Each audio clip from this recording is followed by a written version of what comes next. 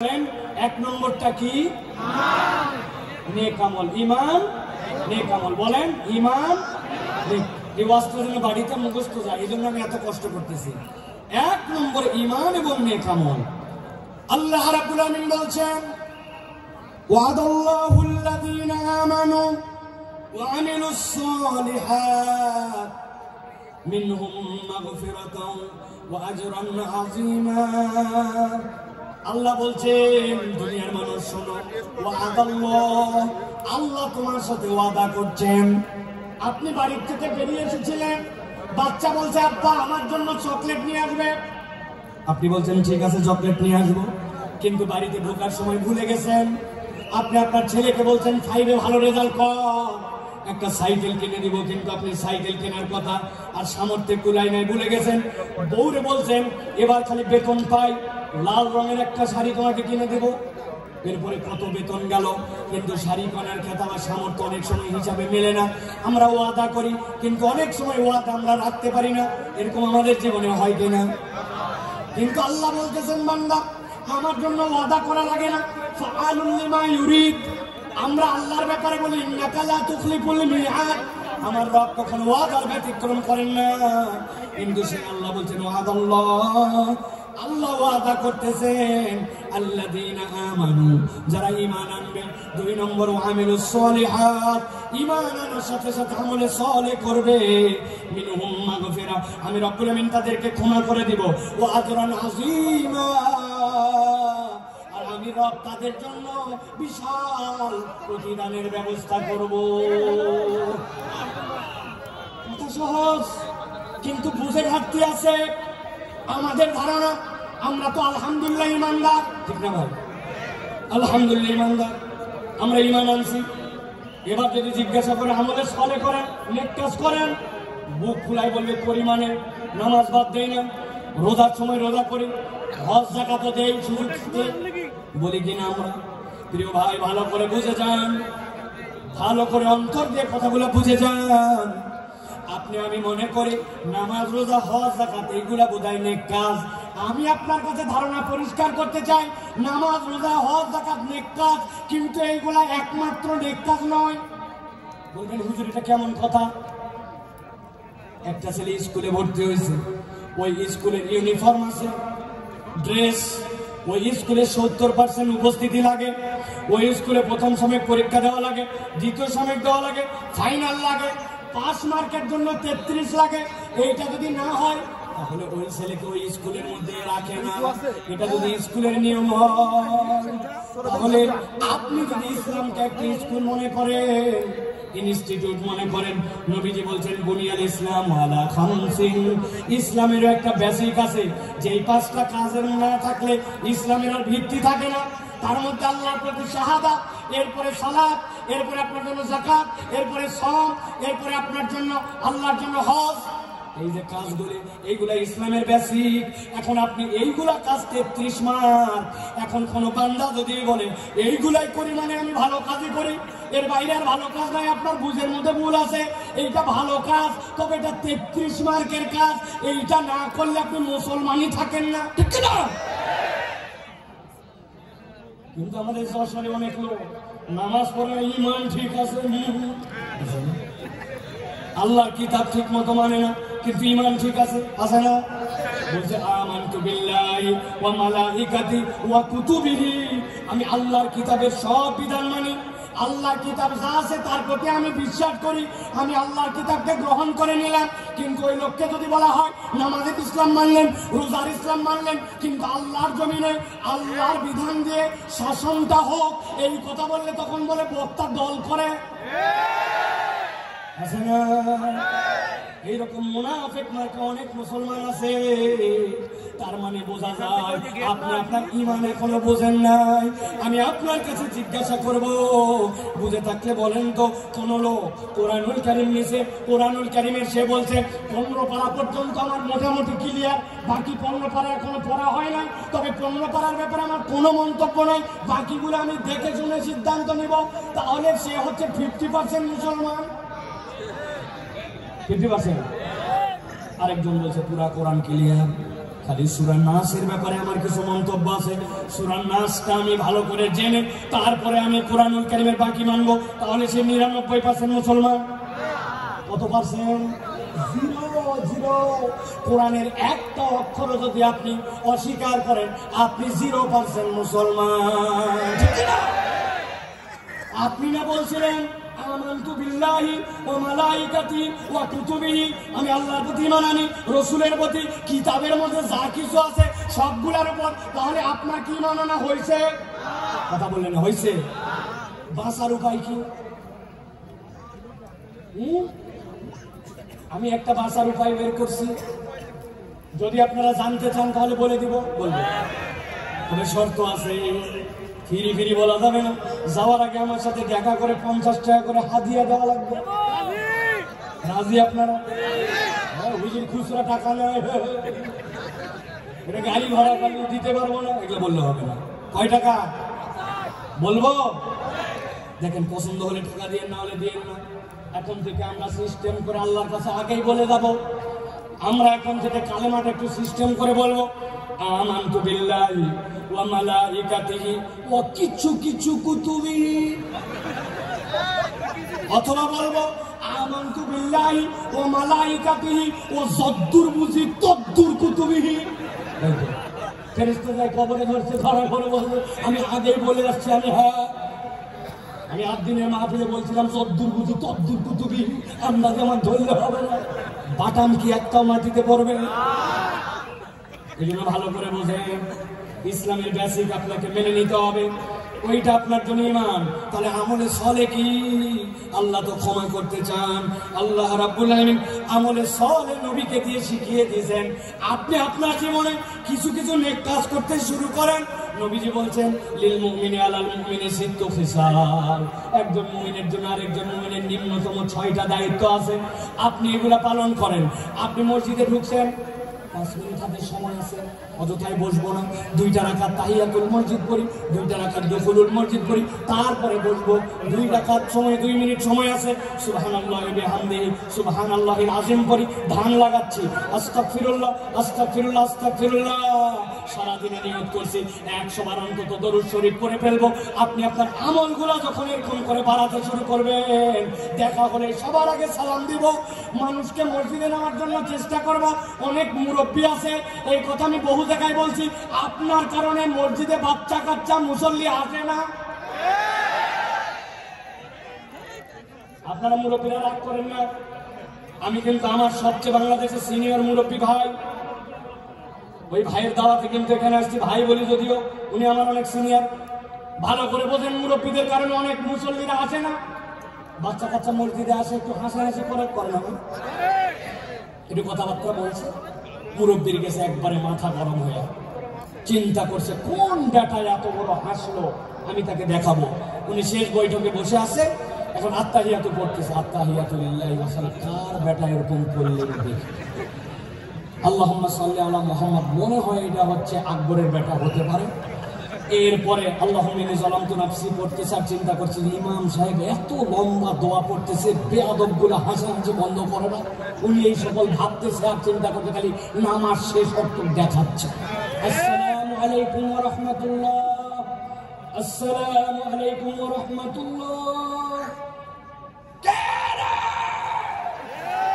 আসলে এমন ঝাঁকি মারছে, ওই বাচ্চা মসজিদ থেকে বাড়াইছে, ওই বাচ্চার মসজিদে আসে না, ঠিক না?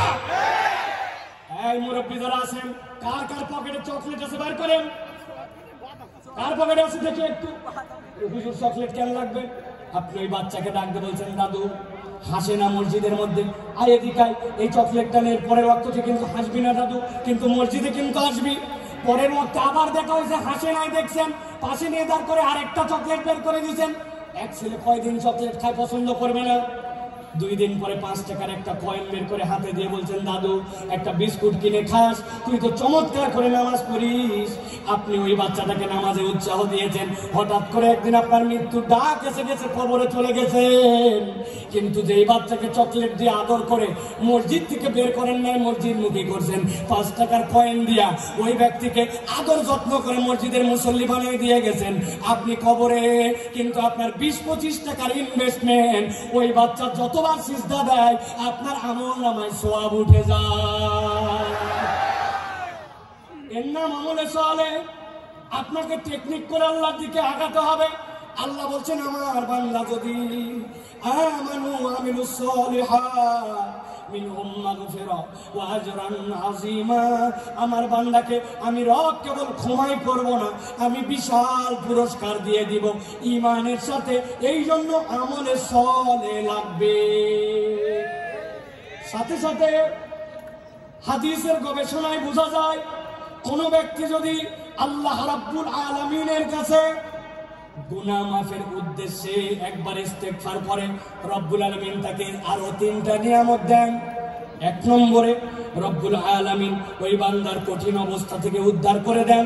2 নম্বরে তার দুশ্চিন্তা দূর করে দেন। 3 নম্বরে তার রিজিকের পেরেশানি আল্লাহ তুলে দেন। সুবহানাল্লাহ। তাহলে ক্ষমা লাভের উপায় কয়টা? ভুলে গেছেন কয়টা? 5টা। 1 নম্বর গেল। এবার চলেন 2 নম্বর। 2 নম্বর হচ্ছে আল্লাহর কাছে ক্ষমা চাওয়া। বান্দা যদি ক্ষমা পেতে চায় আল্লাহর কাছে তাকে ক্ষমা চাইতে হবে। আল্লাহ রাব্বুল আলামিন বলছেন, وَمَن يَعْمَلْ سُوءًا أَوْ يَظْلِمْ نَفْسَهُ ثُمَّ يَسْتَغْفِرِ اللَّهَ يَجِدِ اللَّهَ غَفُورًا رَحِيمًا। আমার আল্লাহ বলছেন, বান্দা ভালো করে বুঝো, ওয়ামান ইয়ামাল, তোমাদের মধ্যে যে করে ফেলে সুআন, কোন গুনাহ, আও ইয়াজলিম নাফসাহু, অথবা নিজের উপরে সে জুলুম করে ফেলছে, সুম্মা ইস্তাগফিরুল্লাহ, 1 মুহূর্ত দেরি করে না, তার রবের কাছে সে ইস্তেগফার করেছে। আল্লাহ বলছেন, কেউ যদি আল্লাহর কাছে ইস্তেগফার করে, ইয়াজিদিল্লাহ গফুরার রাহিমা, আল্লাহর কাছে ইস্তেগফার করলে আল্লাহকে সে দয়াময় ক্ষমাশীল হিসাবে পাবে। সুবহানাল্লাহ। আল্লাহ চান আমার বান্দা আমার কাছে মাপ চায়, কিন্তু ওই মাপ চাওয়াটা যেন মাথা খাটানো মাপ চাওয়া হয়, ওই মাপ চাওয়াটা যেন ঠোঁটের মাপ চাওয়া না হয়, ওই মাপ চাওয়াটা যেন স্বয়ং বেয়াদবি না হয়। অনেক সময় বাচ্চা কাচ্চাকে বাপ মা কারোর সাথে বেয়াদবি করলে বলে, বল সরি, বল সরি, বল। ওই বাচ্চা এমন ভাবে সরি বলে, সরি বলাটাও একটা বেয়াদবি, সরি এমন ভাবে বলছে। আমরাও অনেক সময় আল্লাহর কাছে বেয়াদবের মতো মাপ চাই। আপনারা বুঝতে পারেন নাই আমার কথা, জন্য এই কথাটার সাথে সাড়া দেন নাই। আমরা আল্লাহর কাছে অনেক সময় বেয়াদবের মতো মাপ চাই। ঠিক বলছেন যারা বুঝেন না। এক্সাম্পল দিয়ে বুঝাই। ইমাম সাহেব সালাম ফিরাচ্ছে, খেয়াল করেন। আসসালামু আলাইকুম ওয়া রাহমাতুল্লাহ। আসসালামু আলাইকুম ওয়া রাহমাতুল্লাহ। আছে আপনি কি বলছেন আল্লাহর কাছে? আরেকটা বুঝা, এমপি সাহেবের কাছে গেছেন, একটা চাকরি দরকার আপনার ছেলের জন্য, সুন্দর করে যাই এমপি সাহেবের কাছে বলতেছেন, মানে এমপি সাহেব আপনার কাছে আসছে, আমার ছেলের কাছে চাকরি দরকার, জরুরি, আপনার অনেক ক্ষমতা আছে, চাকরি দরকার, মেহরবানি করে জুতো আমাকে চাকরি দেবেন। আসসালামু আলাইকুম। এমপি সাহেব বলছে, পাগলটা কোত্থেকে আসছে রে, এটা আস্থা বেয়াদব। কথা বললেন না, অত দূর গেলাম না, আমি হুজুরের কাছে আসছে, হুজুর আমার ছেলেটা অসুস্থ, আমার ছেলের জন্য আপনি দোয়া করবেন। আমার কাছে এত জোরে এসে দোয়া চাচ্ছে। আপনি হুজুর, আপনি এমপি সাহেব, আপনি লোকের কাছে যদি এরকম করে চান, তাইলে ওই লোক আপনাকে বেয়াদব বলে।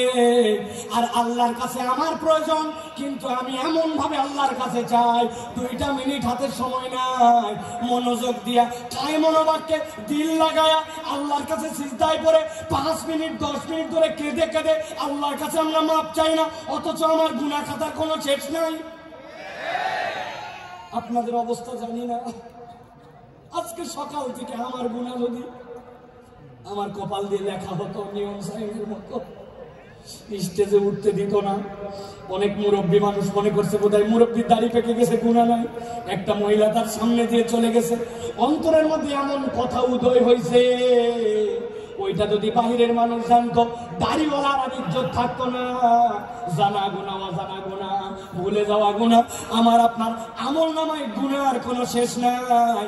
কিন্তু আল্লাহর কাছে কাই মনোবাক্যে দিল দিয়ে 5 মিনিট যাওয়ার মতো সময় নাই, ঠিক কিনা? এই জন্য বলছি, আমি এমনি এমনি বলি নাই যে আল্লাহর কাছে বেয়াদবের মতো চাওয়া যাবে না। ক্ষমা চাওয়া মানে কি খালি আস্তাগফিরুল্লাহ আস্তাগফিরুল্লাহ আস্তাগফিরুল্লাহ, এটা নয়। আপনি দিল থেকে অনুতপ্ত হয়ে আল্লাহর কাছে চাওয়ার মতো যদি চান, আমি মাঝে মাঝে বলি, আপনাদের কাছেও বলি, ও ভাই আপনার নামাজটাকে একটু সুন্দর বানান। আমি নামাজ সুন্দর বানানোর জন্য একটা শুধু পরামর্শ দেই, আজকের থেকে শপথ নেন, আপনার জামাত ছাড়া ব্যক্তিগত যত সুন্নত নফল আমি 7 তাসবির নিচে রুকু সিজদা আর দিব না।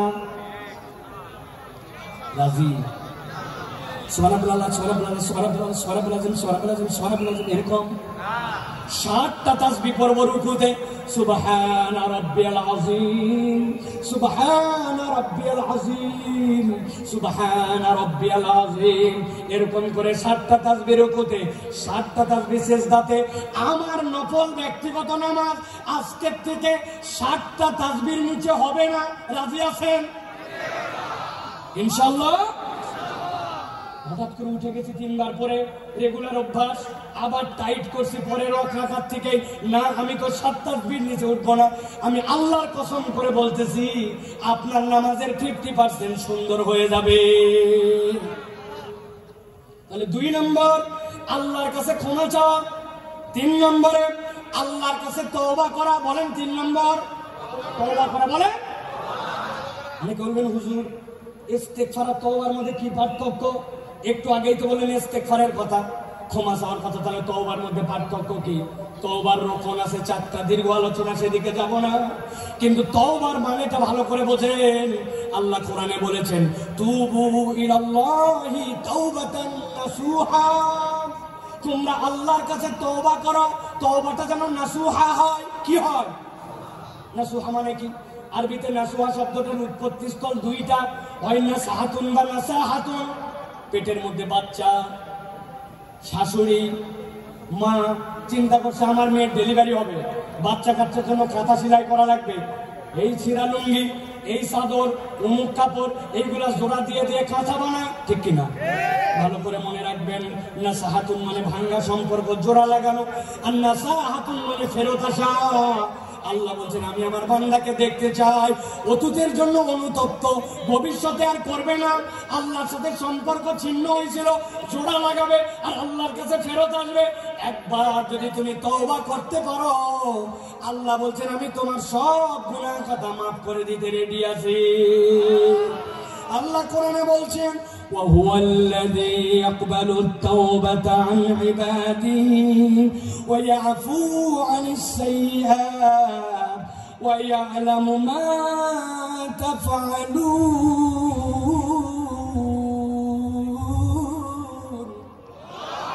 আল্লাহ বলছেন, وهو الذي يقبل التوبة, তিনি তো সেই রব যিনি তওবা কবুল করেন আন ইবাদিহি, তার বান্দা এগুলা। আল্লাহ বলছেন ওই আফু আনিস সাইয়্যাত, আর তিনি তো তার দোষ ত্রুটিগুলা ক্ষমা করে দেন। ওই আলামু মা তাফালুন। যুবক রে, মোবাইলে এমবি কিনে রাত্রে কি দেখেছো?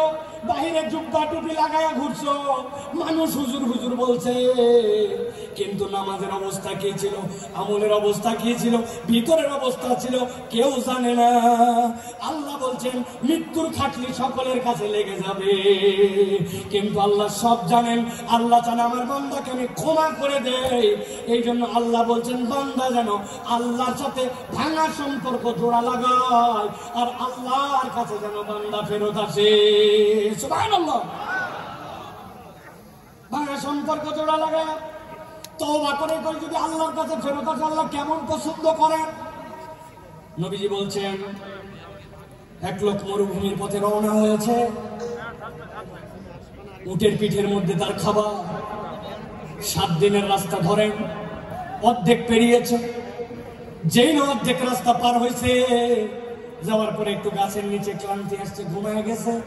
ঘুমায় যাওয়ার পরে ঘুম থেকে উঠেছে, উঠার পরে দেখে হায়রে আমার যে খাবার সব উঠ ছিল, উঠ নাই, উঠ পালাই গেছে। মরুভূমিতে যদি কারো উঠ পালায়, ওই উঠার ফেরত আসে ওই বান্দা জানে সামনে 3 দিন যে আগাবে এই তার ক্ষমতা নাই। মরুভূমি যে গরম, একদিনই শেষ হয়ে যাবে, পিছনে যে বাড়িতে ব্যাক করবে সেই সুযোগ নাই। ওই লোক তো ঘাবড়ায় গেছে, নিশ্চিত এখন নিশ্চিত আমার মৃত্যুর চিন্তায় ওই লোক আবার ঘুমায় গেছে। আল্লাহর নবী বলছেন এরপরে হঠাৎ করে সে উঠেছে, উঠার পরে দেখে উটটা আবার তার সামনে এসে হাজির হয়ে গেছে। ওই উটার পালায় যায় না, খাদ্য নিয়ে তার সামনে দাঁড়ায় উত্তেজিত হয়ে সে বলছে, আয় আল্লাহ, আপনি আমার গোলাম আর আপনি আপনার মাবুদ। যদিও কথাটা হাকিকি না, কিন্তু আনন্দে উত্তেজিত হয়ে বলছে আসলে বলার কথা আল্লাহ আপনি আমার মাবুদ আর আমি গোলাম, কিন্তু উত্তেজনায় কথা ঘুরে গেছে। নবী বলছেন হারানো উটকে উটের মালিক যেরকম খুশি হয়, কোন বান্দা যদি 1000 ভুল করুক না কেন, একবার তওবা করে আল্লাহর কাছে ফেরত আসে, আল্লাহ এর থেকে অনেক বেশি খুশি হয়ে যায়। সুবহানাল্লাহ বিহামদিহি। এই জন্য প্রিয় ভাইরা, আল্লাহর কাছে তওবা করে আমাদেরকে ফেরত আসতে হবে। তাহলে 1 নম্বর ঈমান এবং নেক আমল, 2 নম্বর আল্লাহর কাছে ক্ষমা চাওয়া, 3 নম্বর তওবা করা, 4 নম্বর তাকওয়া অর্জন করা। কি করা? তাকওয়া অর্জন। আল্লাহ বলছেন ইন্নাল্লাযীনা ইয়াখশাউনা রাব্বাহুম বিল গায়ব লাহুম মাগফিরাতুন ওয়া আজরুন কাবীর, মাগফিরাতুন ওয়া আজরুন কাবীর। আল্লাহ বলছেন যারা আল্লাহকে ভয় করে, আল্লাহকে ভয় করে চলে, আল্লাহ ভয় করাটাই অটোমেটিক রব্বুল আলামিন বলছেন তার ক্ষমা প্রাপ্তির কারণ হয়। সুবহানাল্লাহ। আমরা বাংলাদেশ নিয়ে স্বপ্ন দেখি, বাংলাদেশ সোনার বাংলাদেশ হবে, বাংলাদেশ দুর্নীতিমুক্ত বাংলাদেশ হবে। এর জন্য দুর্নীতি দমন কমিশন, এর জন্য সিসিটিভি, এর জন্য অনেক কিছু আমরা আয়োজন দেখলাম। কিন্তু জিজ্ঞাসা করতে চাই, এত আয়োজন করেও বাংলাদেশকে কি দুর্নীতি মুক্ত করা গেছে? দুর্নীতি মুক্ত তো হয় নাই, আরো দুর্নীতি বেড়েছে। আমি মজা করে বলি, দুর্নীতি দমন কমিশন একটা স্টেপ নিয়েছে, দুর্নীতিকে না বলুন। এই জন্য প্রত্যেক জেলা শহরে, প্রত্যেক ডিসি অফিসে সেমিনার হবে, বিভিন্ন জায়গায় ফেস্টুন লাগানো হবে, স্টিকার মারা হবে, দুর্নীতিকে না বলুন। এর জন্য বাজেট হয়েছে ধরেন 10 কোটি টাকা। আল্লাহর কি কাম, এই 10 কোটি টাকার 8.5 কোটি টাকা দুর্নীতি হয়েছে। আপনারা দুর্নীতিকে না বলবেন বলছেন, কিন্তু কোথায় দুর্নীতি দূর করতে পারলেন? সিসি ক্যামেরা লাগাইছেন, দুর্নীতি যায় নাই। আমি পাসপোর্ট অফিসে গেছিলাম, আমার পাসপোর্টের 6 মাসের নিচে মেয়াদ শেষ, অনেক আগের কথা। পাসপোর্টটা রিনিউ করতে হবে। পাসপোর্টে যাওয়া, অফিসে যাওয়ার আগে আমাকে লোকজন বলছে প্রস্তুতি নিয়ে যায়েন। আমি চিন্তা করছি প্রস্তুতি মানে বোধহয় কলম কাগজ, তাই তো নাকি? প্রস্তুতি মানে মাল পানি, ঠিক কিনা? আমি এইগুলা নিয়ে গেছি। যাওয়ার পরে এখন পাসপোর্ট অফিসের দোতলায় আমাকে খালি ঘুরায়, অনেক ঘুরায়া টাকাও নেয় না, কাজও করে না, কি জ্বালা। অনেকক্ষণ পরে বলছে নিচে চলেন। দোতলার থেকে যখন আমাকে নিচে নিয়ে আসছে, নিচে আনার সময় একটা সিঁড়ি, মধ্যে একটা ল্যান্ডিং, এরপর আরেকটা সিঁড়ি, 1 ধাপ সিঁড়ি পার করে মধ্যে যে জায়গা, ওই জায়গায় দাঁড় করায় বলছে টাকা ছাড়েন। আমি বললাম ভাই, তোমাকে এই টাকা দেওয়ার জন্য তো বহুক্ষণ ধরে আমি ঘুরি, তুমি এতক্ষণ ঘুরে এই জায়গায় এনে কেন টাকা চাও? বলে হুজুর তাহলে শোনেন, এই বিল্ডিংটি পুরাটা সিসি ক্যামেরা নিয়ন্ত্রিত। আমরা মনিটরে চেক করে দেখছি, পুরা বিল্ডিং এর সব জায়গাটা ভিডিওতে আসে, খালি এই জায়গাটা ধরে না। যে জায়গাটা ধরে না ওই জায়গায় উনি টাকা খায়। তাহলে দুর্নীতি দূর করতে চান আর দেশকে সোনার বাংলা বানাতে চান, কখনো এটা সম্ভব নয় যদি না মানুষের দিলকে আল্লাহর ভয়ে ভীত করে একটা উন্নত চরিত্রের প্রজন্ম তৈরি করা না যায়, শিক্ষা সংস্কার করা যদি না যায়, এই প্রজন্মকে কখনো মানুষের মতো মানুষ এই বাংলাদেশকে সোনার বাংলাদেশ বানানো সম্ভব নয়। কিন্তু আমরা দেখেছি আমাদের শিক্ষা ব্যবস্থায় গাফলতি, নানান জায়গায় গাফলতি। এইগুলো আসলে কার কাছে আমরা বলবো আর কে যেন কথা শুনবে, এইরকম একটা অবস্থা হয়ে যাচ্ছে। এই জন্য আমরা স্পষ্ট কণ্ঠে বলতে চাই, বাংলাদেশকে যারা সোনার বাংলাদেশ বানাতে চান, আপনাদেরকে কোরআন হাদিসের শিক্ষায় এই জনগোষ্ঠীকে শিক্ষিত করতে হবে, এর কোনো বিকল্প নাই, ঠিক কিনা? আল্লাহ রাব্বুল আলামিন সর্বশেষ বলছেন 5 নম্বরে তোমাদের জন্য যারা ক্ষমা পেতে চাও তোমাদের উপায়টা হচ্ছে 5 নম্বরে। 1 নম্বর ঈমান ও নেক আমল, 2 নম্বর আল্লাহর কাছে ক্ষমা চাওয়া, 3 নম্বর তওবা, 4 নম্বর তাকওয়া অর্জন, 5 নম্বর আল্লাহর জন্য দান খয়রাত করা। কি করা বলেন না, কি করা? আমরা কৃপণের কৃপণ হয়ে গেছি, আমাদের হাত খোলে না।